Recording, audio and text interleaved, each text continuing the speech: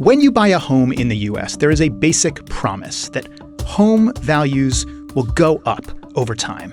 And that is what you're seeing on this chart. Let's adjust it for inflation.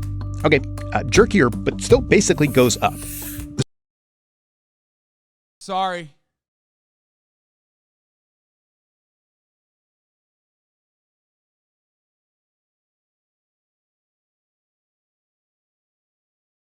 Had to get my food real quick. I know it blew out your fucking eardrums. It blew out your eardrums back out.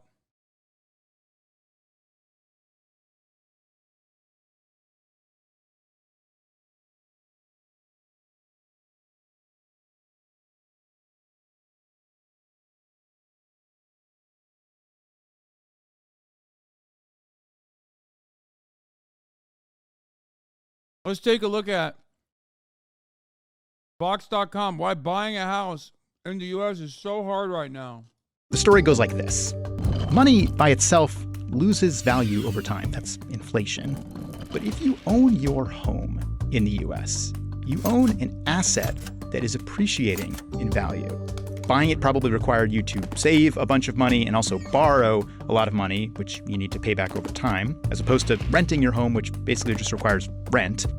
But now you own it. It could be collateral if you ever need money, like to start a business or to send your kids to college. One day you might sell it for more than you bought it, but also stability, peace of mind. So that you may maintain your place in society. You get it. If we look at the middle 60% of the US population in terms of wealth, the middle class, the bulk of the wealth held by that group is made up of the homes they live in. It's a big part of why we think of homeownership as the ticket. Bro, this is literally this is verbatim, bar for bar, what I say all the goddamn time. Top of the hour, there's a big ass ad break. It's 3 minutes long. Middle of the hour, there's a 1 minute ad break. Bar for bar, dude. If you no longer want to see those fucking ads, all you need to do is subscribe. I say this all the goddamn time, you know? All the goddamn time. That's just how it works.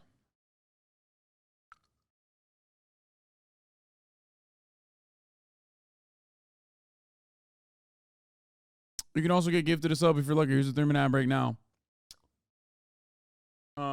Okay, no, bar for bar, this is what I'm saying, which is what I've said time and time again, which is a big part of the reason why housing market issues cannot get realistically solved under democratic organization is due to this reality that Americans, it's not just like, you know, fucking BlackRock or whatever, purchasing up all the houses or whatever.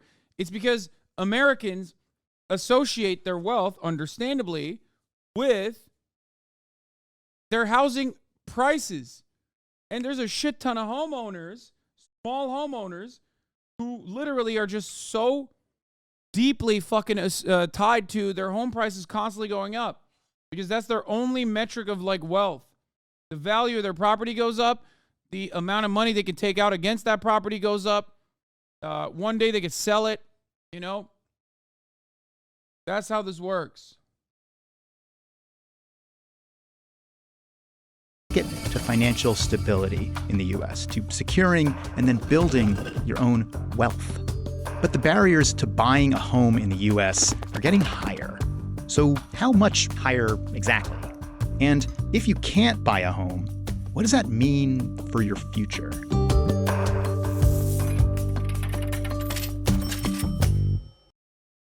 This guy said $400,000 for a home is fucking insane.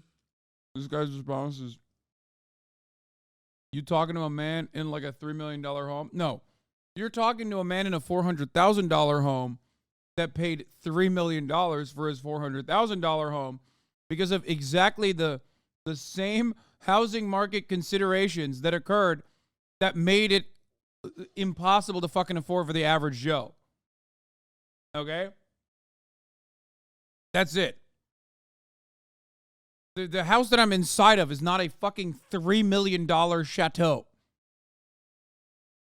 The only thing that makes it that way is because I'm in Los Angeles, the heart of Los Angeles, in West Hollywood specifically. And it's it's virtually impossible to get a reasonable house because housing is not determined by like the actual size of it or the amount of labor that went into it or the commodities used to make the house. It is determined by the scarcity of land. So first, let's go back to the median U.S. housing price over the past 50 years, up to 2022. And now add income onto it. Yeah. Median wages have not kept pace with the increase in the cost of housing. This is Michelle Dickerson. She studies why it's become so hard for lower income and middle income people to become and remain middle class now. Let's go back about 50 years and look at a couple whose household income is exactly the national U.S. median at that time. In 1972 money, about $10,000. Imagine, right? They want to buy a house. The median U.S. home price at that time was about $29,000. That is about 3 times their income. Before the 1980s, it was possible for a young person to graduate from high school, find a job that was a full-time, 40-hour-a-week job with benefits that paid them. That would mean the housing in Los Angeles would mean 100,000, or if that 100,000 is like what you need to make to survive in LA, $300,000. Can you imagine? Enough for them to be able to buy a home. Now let's go 50 years forward and run those numbers for 2022. Median income, median home price. This house is more than 6 times this household's income. So that is what we're looking at when... Yeah, do that not for the entire country. Do that for highly dense urban area and let those numbers blow your fucking mind, dog. Remember, this is for the entirety of the United States of America, dog.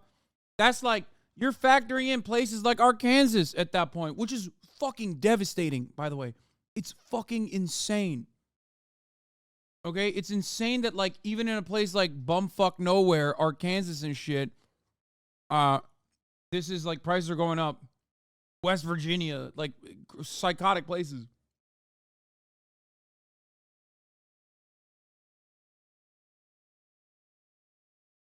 When we go back to that chart of income and housing prices, again, adjusted for inflation, and compare this gap to this gap. Now, as for the home prices themselves, let's zoom in to make that data easier to see, bring it up to date. You can see that the prices are starting to go down a little bit in 2023, but part of why they got so high in the first place is a lack of supply. This chart shows what's called the homeowner vacancy rate over about 70 years. It's the percent of homes in the U.S. that are actually for sale, and it's currently the lowest since we started collecting data. And that is partly the result of restrictive zoning laws, locally set rules all across the U.S. that regulate things like where homes can and can't be built, how many units a building can have in it, and how densely housing can be built. It leads to fewer homes getting built, which... It's definitely not the only reason, or the biggest reason even. It's also what kind of housing you're building.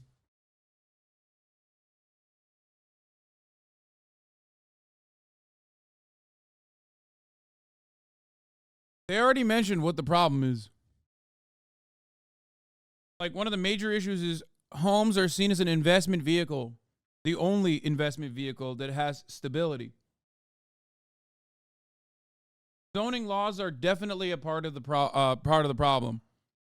Except there are places where you see zoning laws get gutted, which I'm in favor of gutting, for the record. And yet, you don't actually see the housing prices go down. Why is that the case? Because the type of housing that's being built is not necessarily... Hasan is in favor of deregulation. Yeah, I've said that before. I am. Yes, there are certain aspects of deregulation that is good. Like, for example, Not being allowed to build buildings? Are you fucking kidding me? Are you out of your fucking mind? Yeah. Zoning laws are dog shit when it comes to densely packed urban fucking areas. What are you talking about? It's ridiculous.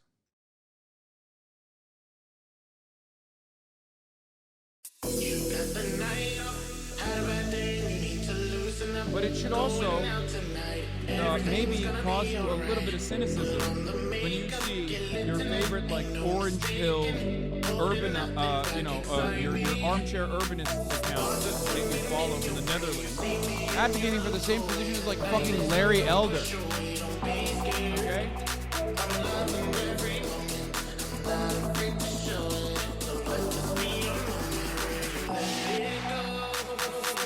I'm not even shitting on not just like perspectives. I'm just there are a lot of people like that. I like not just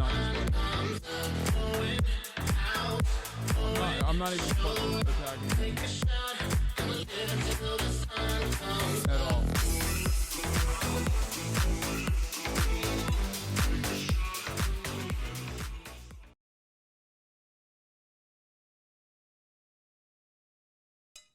If you make more housing, but the housing that you're making is high, it is like luxury condominiums that are not adjusted to like the average price point of the area and what they can afford, with the goal of like inevitably gentrifying the neighborhood and having more people show up at the neighborhood and making like a long-term plan of being able to maybe at some point fill it up.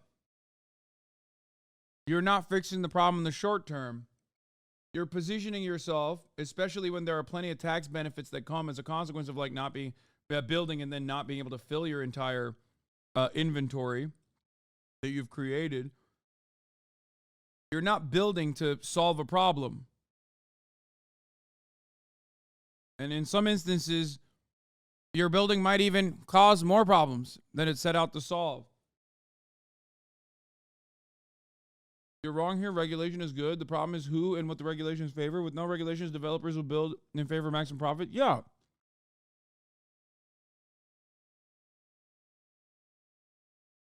No, that's what I'm saying.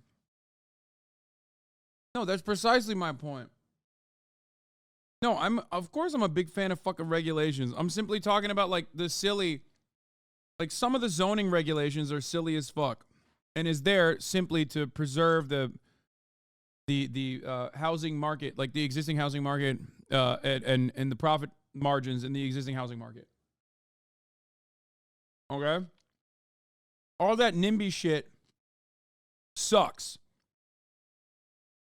Like whenever you're building affordable housing, for example, or you're building like a homeless shelter or something, and people go, "Oh, no way, we're not letting that happen."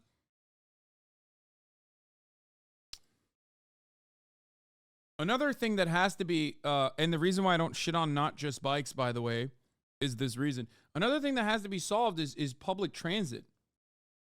You know what I mean? You can't fucking simply go, all right, no more parking structures inside of buildings as a consequence of zoning regulations, and then not have adequate public transit. The fuck are people going to do? Walk to work? There's no sidewalks. So this is not a simple fix. There is no simple fix. Leads to fewer homes to buy. As for the homes that are Average house income for people in California for 2023 is $103,000. Median house cost in California in the LA metropolitan area is $756,000. are for sale, So that's what we're looking 7X. at here. This chart splits all homes on the market in the US into tiers by price. So these are the lower cost homes and these are the higher cost homes, and it tracks over time what percentage of the market each tier represents. You can see that over the past few years, homes that cost less than $200,000 have made up less and less of what's available, and homes above $500,000 or even $1 million are representing a greater and greater share of what's for sale. So housing in the US is scarce and it's expensive, but we're actually missing a really important piece of the story here. We'll talk about that after this quick message. Student loans can really make you sweat. Only 1 in 3 students understand the financial terms of their loans, and nearly half of kids. Interest rate payments. With a new Are you fucking kidding me? They put an ad in there? They put an ad in a 9-minute Vox video that literally hides itself as though it is not an ad at all, but it is actually... It's not an ad at all. It's simply more of an explainer. That's crazy. secret.com/moneymoves. Okay, let's revisit the two parts of a home purchase. First, you pay some percentage of the cost of the home up front, maybe 5%, maybe 20%, the down payment. The rest of the money you will need to borrow. This is the mortgage. You'll pay that back in monthly payments. But the size of those payments can vary a lot depending on the interest rate of the loan. This chart shows the average interest rate of a common type of mortgage over the past 50 years. In the long term, it's mostly been going down. A lower mortgage interest rate means lower monthly payments. So, while this chart of housing prices told a story of it getting harder to buy a house over time, the interest rate chart seems to tell a different story of very high and burdensome interest rates at one point and mostly lower and lower interest rates over time. So now the story is slightly more complicated. And if we look at them on the same timeline, they seem to kind of go in opposite directions until... Yeah, bro, that's literally just the exact same thing that we just talked about with why everything under a capitalist structure is dog shit. Year over year over year. Motherfuckers are like, no regulation or no improvements on the housing crisis because it's impossible. It's impossible to fix it. Why did these lines meet in 2008? Yeah, I don't know what's going on there. Does anyone know what happened there?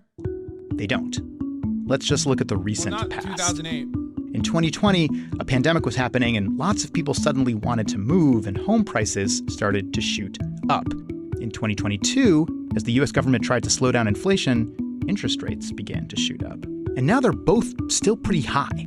Not only that, because a lot of current homeowners have mortgage interest rates down in this range, the 3, 4, 5% zone, it means that since selling their home might mean having to buy a new one at an interest rate up here. Chat, I'm not gonna lie, that's me right there. Like literally right there. You know, August of 2021. That shit is right me. That shit is me for real, dog. What is happening? What's happening, Mom? Oh my God, okay. Fewer people are selling their homes. It helps keep that homeowner vacancy rate low, and it keeps home prices high. And by the way, all of these barriers to home buying are exacerbated for people of color who are more likely to be denied mortgage loans, regardless of income.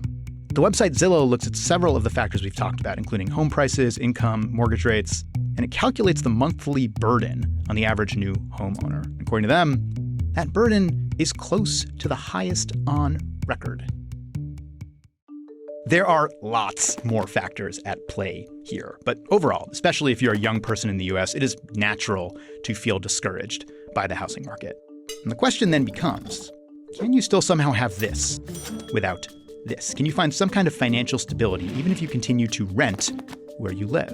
Well, let's start with the obvious. This is not even always going up. Just for one example, this is the 2008 housing crisis, which was a disaster for home values. Now, they've obviously gone way back up, but we can look at other kinds of investment over that time period too. Here's a common stock market index. It also went down and then up. Now that is Dog, come on. You can't just like show this graph, and they go, come on. It's not so bad. Sometimes there's economic collapse.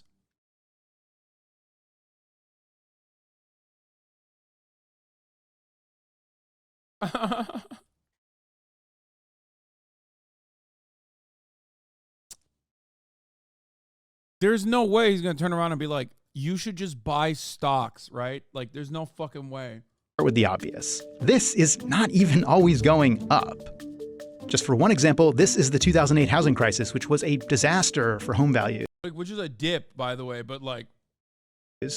Now, they've obviously gone way back up, but we can look at other kinds of investment over that time period too.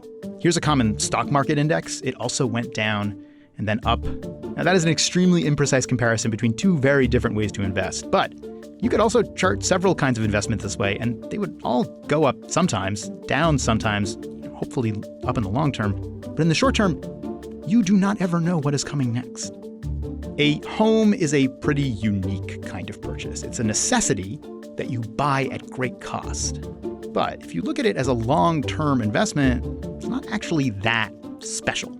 If you want the stable investment, you go out and invest in a nice, government bond mutual fund. You don't have to worry about that. It is most likely, going to go up. And if it doesn't go up this month, over time it will. One thing charts like this show is that the conditions for buying a home change. Recently, they've been kind of bad. They might not always be. But if you're looking for long-term investments to grow your wealth, even if you rent your home, a house is not your only option. This is the worst video I've ever seen in my entire life. What the fuck is going on? I thought I said it as a joke. Dog, he literally looked at a ginormous problem caused by the fact that we see homes as an investment vehicle. Openly admitted that it's like shelter, but it's also an investment. Like, okay, but if you don't have that shelter, then the investment part doesn't matter. If it's unaffordable, then you don't have the shelter. What are you saying? And then they go, hey, at the end of the day, just think about it like it's an investment. And, maybe you can't make this big ticket investment, but you can make other investments. It's like, dude, this is not about investments. Buying government bonds doesn't put a fucking roof over your head. What are you saying?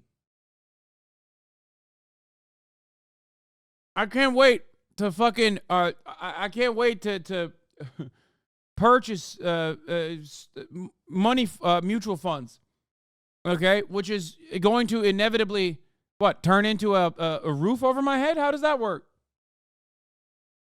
That is, of course, if you even have the money. Many people don't, because of, ironically, the problem that he just presented. The problem he presented is literally why people don't even have money. Because housing prices are going up and rents are skyrocketing.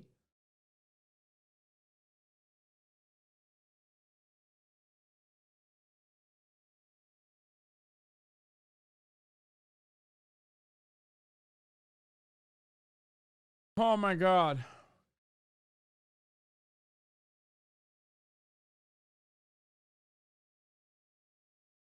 If you cannot afford a house, you have to pay someone else's mortgage. How the fuck are you going to buy government bonds? That's exactly the point. Yeah, just rent law so you can pay someone else's mortgage. And then some. Like, I'll give you an example. All right. Let's say a house costs $4 million, $5 million. Okay, not my house. Let's say the mortgage on that, if you got like a low interest rate, and depending on what your down payment is, let's say the mortgage on that is fucking $15,000, $20,000, right? That's a monthly payment. That's a big ass fucking payment. A $5 million house. Do you know how much the rent is in that marketplace? If your fucking payment is $20,000 a month on your mortgage, that monthly rent is 40 grand in the market. 40 minimum. At least double. Why is that the case? Because you're not just fucking paying someone's mortgage. You're paying for their mortgage plus their other consumption. What the fuck is 40 grand rent? Yeah, the property that I'm hypothetically bringing up is a $5 million property. Chose the worst example. How is it the worst example? Okay, you fucking have an apartment. The numbers are lower. Your mortgage payments are lower, but the rent is still going to be double the amount of your fucking mortgage payments that you're paying. Yeah, property taxes, etc., homeowners fees, etc., all of that factors in to rent. Rent is still double the amount after all of that shit. Maybe not double.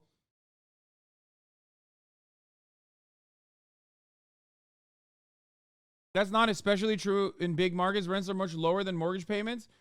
That's a fucking absolute copium-inducing mentality that people have.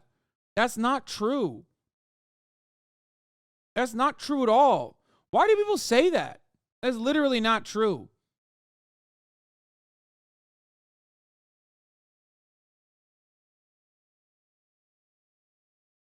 Yeah, dude.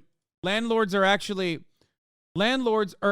fucking doing this out of the goodness of their heart. That's why rent is actually significantly the mom and pop landlord. The mom and pop landlord actually gives you a home for free. Basically. The house I rented in LA was $4,500 a month, but it was a $1.8 million house. No way my mortgage would be below $4,500. It all depends. It all depends on when they bought it. Their mortgage payments are either paid off or their mortgage payments are significantly lower than you think because they bought it at a fucking time when it was much cheaper. Yeah, motherfuckers buy their houses 30 years ago, then they rent it out, and you're like, well, it's all paid off. So that's just free money at that point.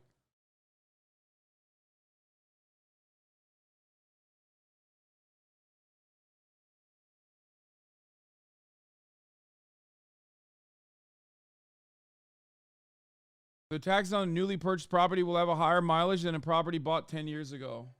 That too, of course.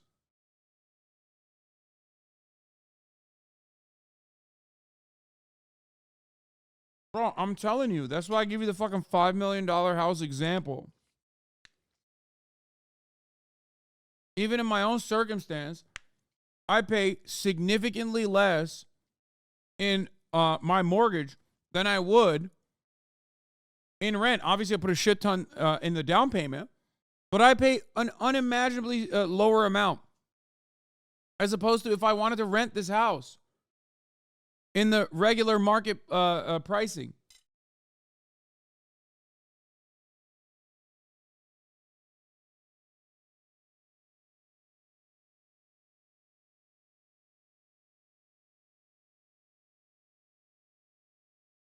Y'all are crazy.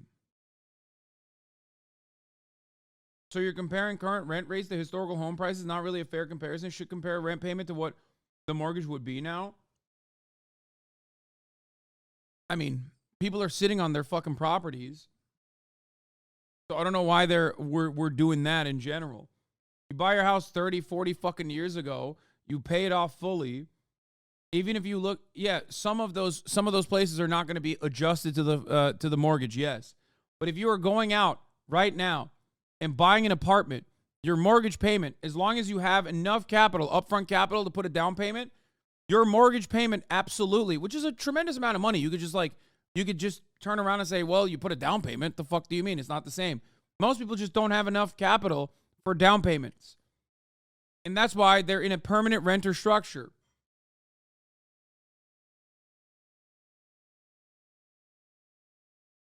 But if mortgage prices in general, if mortgage prices actually were more expensive than rent, then landlords would not do landlording. The fuck are you talking about? Then it wouldn't be a way to generate passive income. What are we talking about? Where's the fucking incentive to own houses then? Like, do people unironically think landlords are losing money? Like, what's happening?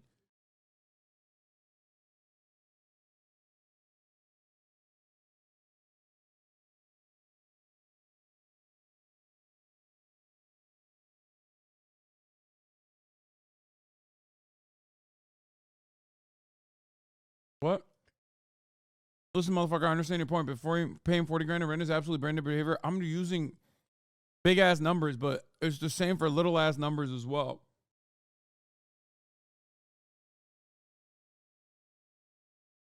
They are in the short term, yes. They have deep pockets and are banking on appreciation. Yeah, that's the other part. Even if some landlords, depending on how many properties they have, depending on what their properties look like, can bank on appreciation for sure. Okay, maybe they even have more favorable loans ultimately. But the looking at the housing market and how it is increased year over year, the home values have increased year over year as the government has a genuine interest in keeping that price increase as stable as possible, because the inverse of that spells doom for the average fucking homeowning voter that votes both for the Democratic Party and the Republican Party, because that is their number one vehicle for intergenerational wealth. That is their singular most important investment, because homes are not seen simply as shelter, but an investment vehicle in this country and in many other capitalist countries as well, because that's how private property works. With all of that considered, yes, you can still take out more money, for example. You can take out more, you can refinance your loan, you can take out more money against the capital that you have, and you can still make this a profitable endeavor, even if your mortgage prices overall for a particular apartment and the rent is damn near identical. The difference between you and a fucking landlord or you and a homeowner is that they simply had the upfront capital. Whether it was a consequence of intergenerational wealth or savvy financial decisions, that part does not matter. What matters is they had the first upfront capital. They could drop it. So then the rest of the time, they could just pay the mortgage, which, paired up with property taxes, is absolutely still going to be cheaper than paying the rent.